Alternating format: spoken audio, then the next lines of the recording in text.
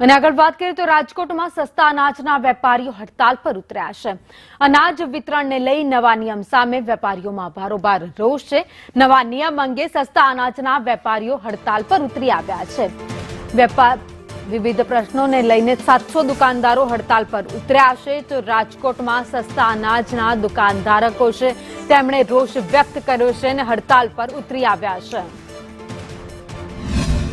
રાજ્યના દુકાનદારો કે જેને દુકાન ચલાવતા પોતાના પરિવારનું ભરણ પોષણ નથી કરી શકતા, દુકાન ચલાવવા માટે પોતાનો ખર્ચ નથી કાઢી શકતા, એના માટે દુકાનદારોએ એક થઈ અને લગભગ 3 વર્ષ પહેલા મિનિમમ 20,000 રૂપિયા કમિશન મળે એવી માગણી કરી હતી।